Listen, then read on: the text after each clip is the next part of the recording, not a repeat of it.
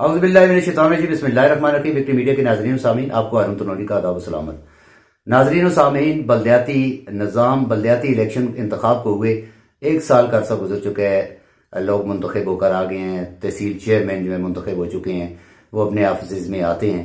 इसके साथ अभी तक ये निज़ाम अभी तक फंक्शनल क्यों नहीं हुआ, इसकी बहुत सारी ऐसी वजूहत थी जो लोकल गवर्नमेंट की तरफ से भी थी, सेक्रेटरी बल्दियात की तरफ से भी थी, उसके साथ सूबाई हुकूमत भी इसमें आड़े आ रही थी। उसके साथ साथ जो है, क्योंकि जिस वक्त तक इसके एक्ट के अंदर मौजूद है डिप्टी कन्वीनर जो तहसील चेयरमैन के साथ काम करेगा, जैसे पहले हुआ करते थे नाज़म और नायब नाज़म जिला में, आगे विलेज काउंसिलों में, यूनियन काउंसिलों में, इसी तरीके से ये सेटअप भी है। इसमें डिप्टी मेयर के इंतखाब के हवाले से मुख्तलिफ चयमगोइयाँ जो वो जारी हैं। अभी हालिया जो है कुछ दिनों से इसमें थोड़ी सी जिद्दत आई है। जैसे ये इनकी ट्रेनिंग एक तरबीती वर्कशॉप थी एक इंटरनेशनल इदारे के तावन से, वो उसके अख्ताम होते ही अब मुख्तलिफ जो तहसीलें हैं वो हरकत में आ गई हैं। खासकर एबटाबाद तहसील की हम बात करेंगे। इस हवाले से आज हमारे साथ बात करने के लिए सीनियर जर्नलिस्ट नवीद अकरम अब्बासी साहब मौजूद हैं, जो कुछ आज हाल हवाल देखा क्या उनकी खुफिया मीटिंग थी डिस्ट्रिक्ट काउंसिल हॉल में, जिसमें इनका दावा था कि 129 चेयरमैन हमारे पास हैं, अगर इनके पास हैं तो ये पूरा फिलफिल कर लें। इसके साथ मुस्लिम लीग नून की भी एक इजलास हुआ था, इससे पहले उन्होंने भी बड़ा दावा किया था। अब मजीद नवीद साहब क्या कहते हैं आप इस बल्दियाती इंतखाबात के हवाले से? बल्दियाती ये जो तहसील डिप्टी चेयरमैन है, डिप्टी मेयर जो है। जी हारून साहब, ये नए सेटअप में जो इन्होंने ओहदा एक इसमें इजाफी के बाद आया है, उसे हम डिप्टी चेयरमैन भी कह सकते हैं, डिप्टी मेयर भी कह सकते हैं, कन्वीनर भी कह सकते हैं, और जो प्रिजाइड करेगा और इसमें नए स्पीकर होगा, स्पीकर की तरफ पे होगा।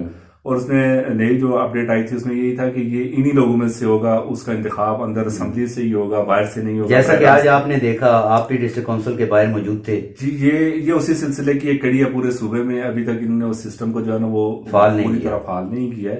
तो यही था कि ये जो मेंबर तहसील कौंसल होंगे, जिनमें चेयरमैन साहिबान होंगे, उसमें अकलीती मेम्बरान होंगे, कैसान होंगे, शहरी हलकों के अंदर नेबरहुड काउंसिल। जिस तरह तहसील एबटाबाद की बात करें तो 193 के करीब हमारे बनते हैं, 129 मेम्बरान जो है 193 चेयरमैन और नेबरहुड के जो लोग हैं वो मिला के कुल 193 बनते हैं। कुल 193 जो नेबरहुड भी मिलाकर और बाकी भी। हाँ, इसमें इन्होंने जो नुमाइंदगी दी थी, सिर्फ ख्वातीन की थी, यूथ की थी, कैसान की थी, तो वो सारे मिला के इस सिस्टम में इन लोगों ने हिस्सा डालना था। और इस हवाले से अभी तक जो मुख्तलिफ पार्टियां हैं यहाँ पे तहसील एबटाबाद में, मुस्लिम लीग नून हो गई और पाकिस्तान तहरीक इंसाफ, दो बड़ी पार्टियां, दो बड़ी हैं। साथ इसकी दीगर जमातें भी हैं, अवामी नेशनल पार्टी है, फिर उसमें पाकिस्तान पीपल पार्टी पार्लियामेंटेरियन है, फिर उसके साथ जमीयत उलमा इस्लाम है, जमात इस्लामी है।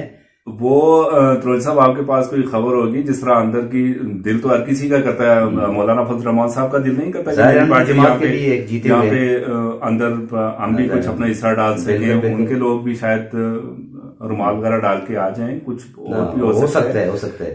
मगर अमूमन ये देखा जाता है कि जो भी पार्टी इक़्तिदार में होती है, रवायत की है, या आप इसे कोई भी प्रैक्टिस कह सकते हैं कि वो अपने लोगों को किसी न किसी तरह वो कंपनसेट करते हैं, कर लेते हैं। मेरी इस हवाले से एक पाकिस्तान तहरीक इंसाफ की सीनियर रहनुमा है, उनसे मेरी आज इस हवाले से बात हुई है।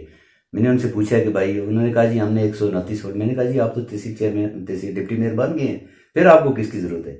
नहीं जी, हमारी जो मुशावरत है, हम जितने दोस्त हैं, जितने बाकी लोग भी हैं, जाहिर है इतनी बड़ी जमात है, उसमें नाराजगियां भी होती हैं। और दूसरा एक और चीज देखने में आई है कि इसमें सबसे ज्यादा जो है ना, उम्मीदवारों की तादाद बहुत ज्यादा है, 1 दर्जन से जायद उम्मीदवार हैं डिप्टी मेयर के। तो ये किस तरफ जाएंगे, ये क्या होगा?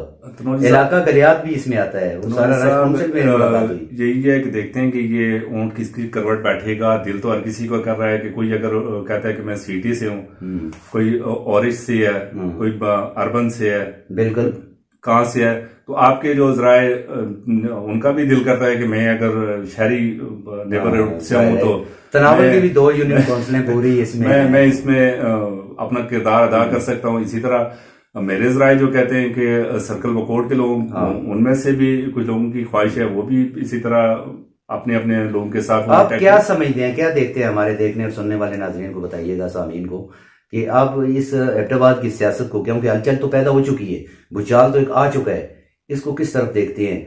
आया पाकिस्तान तहरीक इंसाफ के डिप्टी मेयर होगा या पाकिस्तान मुस्लिम लीग का होगा या कोई और आजाद उम्मीदवार है जिसके ऊपर ये ताज जो है सजेगा? नहीं, ताज सजने वाली बात जो है वो आजाद वाली तो कम ही लगती है, क्योंकि इन लोगों ने पहले से वो किए हुए हैं, पार्टियों के इन्होंने फिल करके फॉर्म दिए हुए हैं।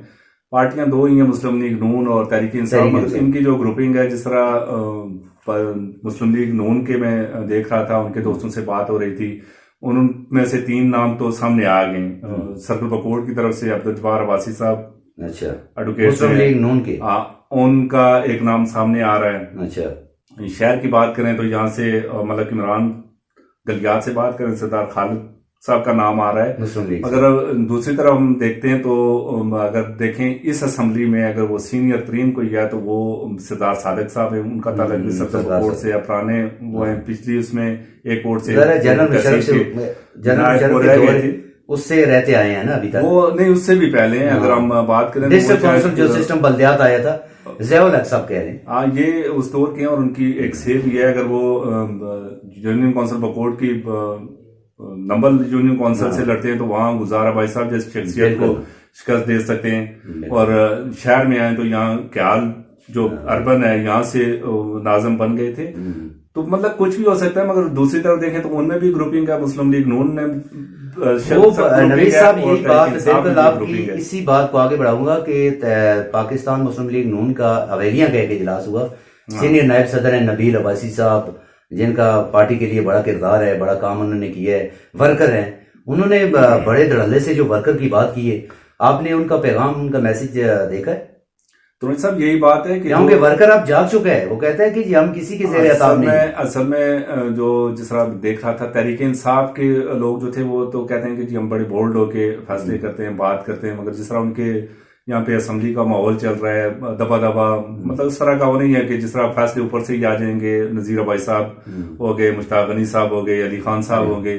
दूसरी तरफ देखें सरदार महताब साहब ने जो बात करनी होगी, या मुर्तजा जावेद साहब ने भी। मगर नबील अब्बासी साहब ने जिस तरह बात की है, वो खुल के हकीकी जमहूरियत का मजा तो यही है कि एक जब वर्कर जो होता है, जिस अपना काम करता है, उसके बाद जिस सच्चाई से वो खड़ा हो जाता है। वैसे लग तो ऐसे रहा था, परेशानी का बायस लग तो ऐसे रहा था कि ये पाकिस्तान पीपल पार्टी का इजलास है, क्योंकि उसमें वर्कर खोलकर बात करते हैं।